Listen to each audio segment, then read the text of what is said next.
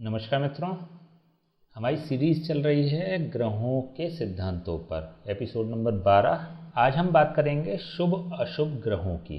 कौन से ग्रह शुभ होते हैं और कौन से ग्रह अशुभ होते हैं।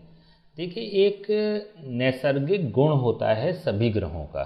एक नेचुरल गुण होता है कि कुछ ग्रह शुभ होते हैं, कुछ ग्रह अशुभ होते हैं, कुछ विशेष शुभ होते हैं, कुछ क्रूर ग्रह होते हैं, कुछ पापी ग्रह होते हैं। तो आज हम इनके बारे में एक एक करके चर्चा करेंगे। सबसे पहले बात करते हैं शुभ ग्रहों की। चंद्र, बुध, गुरु और शुक्र, ये चारों सात्विक ग्रह होते हैं, शुभ ग्रह होते हैं। शुभ ग्रह से मतलब ये होता है कि कुंडली में नैसर्गिक रूप से, देखिए, दो तरह की कंडीशन होती है कुंडली में। एक तो लग्न के आधार पर कौन से भाव का स्वामी है कोई ग्रह, कोई राशि कौन से भाव में पड़ रही है, और उसका स्वामी यदि चंद्रमा, बुध, गुरु या शुक्र होता है तो वो कंडीशन होती है तात्कालिक अशुभ की। या कोई 9th हाउस का लॉर्ड होता है, या फिर लग्न का स्वामी होता है, या फिर पंचम भाव का स्वामी होता है। तो ये कुछ कंडीशन होती हैं तात्कालिक शुभता की। लेकिन आज हम जो बात कर रहे हैं, हम केवल नैसर्गिक बात कर रहे हैं। नैसर्गिक जो इनका गुण होता है, नैसर्गिक जो इनके कंटेंट्स होते हैं, उनकी केवल बात कर रहे हैं। चंद्रमा, बुध, गुरु और शुक्र, ये नैसर्गिक रूप से शुभ ग्रह होते हैं। शुभता लिए हुए होते हैं, कुंडली में किसी भी व्यक्ति के लिए शुभत्व प्रदान करते हैं, गुडनेस के लिए होते हैं, अच्छाई के लिए होते हैं। इनके जो रिजल्ट्स होते हैं, इनके जो रिजल्ट्स होते हैं वो ऑस्पिशियस होते हैं। सेकंड होता है अशुभ ग्रह। अशुभ ग्रह की श्रेणी में आते हैं एक तो क्षीण चंद्रमा।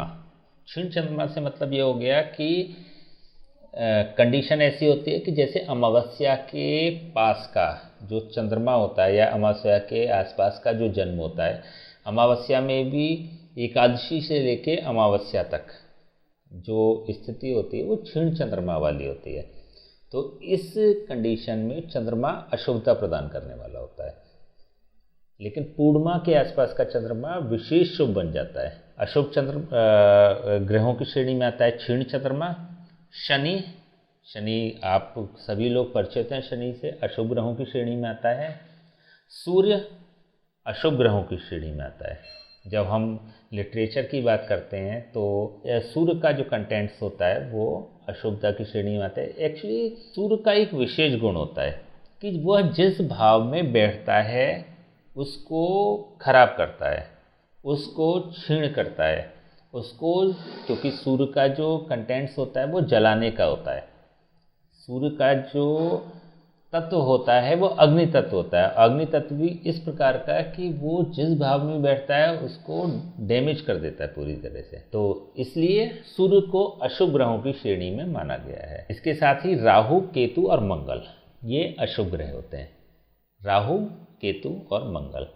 विशेष रूप से अगर देखा जाए तो शनि और मंगल विशेष अशुभ ग्रह होते हैं। चलिए, नेक्स्ट होता है विशेष शुभ ग्रह। अभी हमने बात कर रही थी शुभ ग्रहों की, चंद्रमा, बुध, गुरु और शुक्र, ये 4 शुभ ग्रह होते हैं। लेकिन इसमें भी अगर विशेषता की हम बात करते हैं तो इसमें, क्योंकि अभी हम चर्चा कर चुके हैं कि अशुभ ग्रह की श्रेणी में क्षीण चंद्रमा भी आता है, तो विशेष शुभता की अगर बात करते हैं तो चंद्रमा को के अलावा जो बाकी के 3 ग्रह बचते हैं, गुरु, शुक्र और बुध, ये विशेष शुभता की श्रेणी लिए होते हैं, विशेष शुभता प्रदान करते हैं। क्रूर ग्रह में आता है शनि और मंगल। अभी जस्ट बात हुई थी, शनि और मंगल क्रूर ग्रह की श्रेणी में आते हैं। क्रूरता प्रदान करते हैं, अशुभता प्रदान करते हैं, जो कुंडली होल्डर है उसके लिए नेगेटिव होते हैं। इसी तरह से पापी ग्रह की श्रेणी में आते हैं राहु और केतु और सूर्य, ये पापी ग्रह। सूर्य का अभी हमने बताया था। हालांकि जब हम प्रैक्टिकली जब कुंडली देखते हैं तो सूर्य को हम पापी मान के नहीं चलते हैं। बहुत सारी चीज़ों में सूर्य पॉजिटिव वर्क प्ले करता है।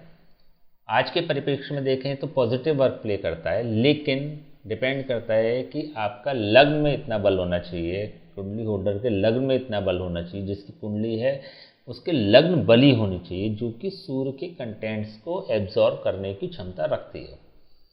अगर कमज़ोर लग्न होगी तो सूर्य विशेष रूप से नेगेटिव प्रभाव देगा। तो पापी ग्रहों की श्रेणी में राहु, केतु और सूर्य को भी माना गया है।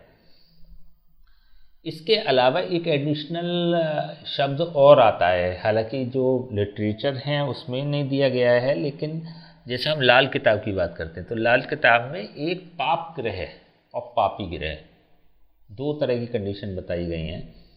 पापी ग्रह में आता है राहु, केतु और शनि, लेकिन पाप ग्रह जो होते हैं उसमें आता है राहु और केतु। यहाँ पे जब हम वैदिक ज्योतिष की बात करते हैं तो क्रूर ग्रहों की श्रेणी में आता है शनि।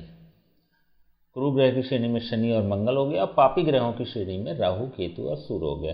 इसमें मैं बार बार एक चीज़ रिपीट कर रहा हूँ कि सूर्य को क्योंकि लिटरेचर में लिया गया है, हर जगह सूर्य को माना गया है, लेकिन सूर्य आज के परिप्रेक्ष्य में देखा जाए तो बहुत सारे स्थानों पर ये शुभता प्रदान करता है। लेकिन एक नियम आपको हमेशा ध्यान रखना है सूर्य को लेके कि सूर्य जिस भाव में बैठेगा उसको डैमेज करने की कोशिश करता है। 7th हाउस में होगा तो जीवन साथी के लिए, लग्न में होगा तो शरीर के लिए। सूर्य क्या जो कंडीशन बताई गई है वो 11th हाउस, केवल 11th हाउस और 3rd हाउस। सबसे मेन तो 11th हाउस है जहाँ पे वो नुकसान नहीं करता। दूसरा जो हाउस आता है इसका वो 3rd हाउस, जिसमें वो नुकसान नहीं करता, लेकिन विशेष रूप से 11th हाउस में कभी नुकसान नहीं करेगा, क्योंकि 11th हाउस के कंटेंट्स ही ऐसे नहीं होते कि सूर्य उसको नुकसान पहुंचा पाए। 3rd हाउस में तब भी होता है क्योंकि पराक्रम का भाव होता है, तो पराक्रम को थोड़ा सा कम कर देता है, लेकिन 11th हाउस का कोई ऐसा कंटेंट्स नहीं होता है जिसकी वजह से सूर्य उस भाव को नुकसान पहुंचा पाए। तो ये आज हमने बात करी शुभ अशुभ ग्रहों की, और नेक्स्ट जब हम बात करेंगे ग्रहों की उदय अवस्था। तब तक के लिए हमें आज्ञा दीजिए। नमस्कार।